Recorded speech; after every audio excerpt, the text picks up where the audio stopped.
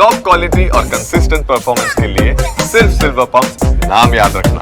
સમાચારમાં વાત હવે રાજ્યના સમાચારની કરીએ। સ્ટાફ નર્સ પરીક્ષાની જવાબવહી સામે કોંગ્રેસના પ્રશ્ન। પરીક્ષા બાદ જાહેર કરેલી આન્સર કીના જવાબમાં ખામી હોવાનો આક્ષેપ કર્યો છે। 4 અલગ અલગ પ્રકારના પેપરના જવાબ એબીસીડીમાં જાહેર કરતા વિવાદ। તમામ જવાબ એબીસીડી તે સંયોગ કે આન્સર કીમાં ખામી। પરીક્ષાની આન્સર કી જારી કરતા વિવાદ શરૂ થયો છે। રવિવારે સ્ટાફ નર્સની 1900 જગ્યાઓ માટે પરીક્ષા લેવાઈ હતી। કોંગ્રેસ પ્રવક્તા મનીષ દોશી અને વિદ્યાર્થી નેતા યુવરાજસિંહે સવાલો ઉઠાવ્યા છે।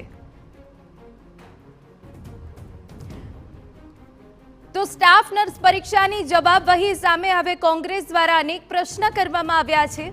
આન્સર કી જ્યારે જાહેર કરવામાં આવી ત્યારે તેમાં ખામી હોવાના આક્ષેપો થયા છે। 4 અલગ અલગ પ્રકારના પેપરના જવાબ એબીસીડીમાં જાહેર કરતા હવે વિવાદ સર્જાયો છે। તમામના જવાબ એબીસીડી તે સંયોગ કે આન્સર કીમાં ખામી છે તે એક સવાલ અહીંયા ઊભો થાય છે અને કોંગ્રેસ આ સવાલ ઊભો કરી રહી છે। પરીક્ષાની આન્સર કી જારી કરતા વિવાદ શરૂ થઈ ગયો છે। રવિવારે સ્ટાફ નર્સની 1900 જગ્યાઓ માટેની પરીક્ષા લેવાઈ હતી અને તે બાદ આન્સર કી જાહેર કરાઈ છે। અમારા સંવાદદાતા નરેન્દ્ર રાઠોડ વધુ વિગતે વાત કરવા જોડાયા છે। નરેન્દ્ર, પૂરી વિગત।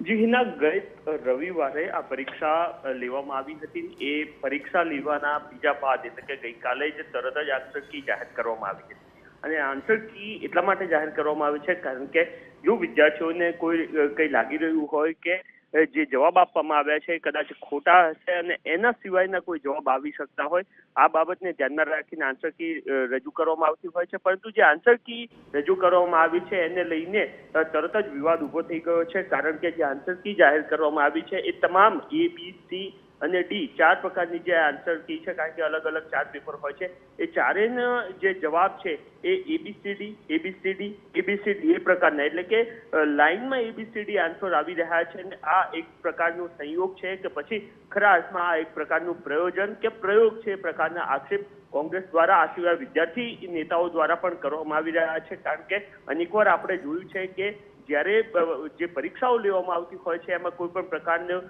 જો ગેરવર્તણૂક કરવામાં આવી હોય એ સ્થિતિમાં આ પ્રકારના બનાવો સામે આવતા હોય છે અને એને જ લઈને સીએમઓ સુધી આ અંગેની ફરિયાદ કરવામાં આવી છે। આગામી 3 દિવસ સુધી હજુ પણ વિદ્યાર્થીઓ પોતાને લગતા જે તમામ પ્રશ્નો હશે કે જે આન્સર કી જાહેર કરવામાં આવી છે અથવા તો પરીક્ષાને લઈને જે કોઈ પ્રશ્નો હશે એ સંદર્ભની અંદર રજૂઆત કરી શકશે અને ત્યારબાદ જે પરીક્ષા વિભાગ છે એના દ્વારા આ સંદર્ભની અંદર કોઈ યોગ્ય નિર્ણય લેવામાં આવશે। જી બિલકુલ, આભાર નરેન્દ્ર।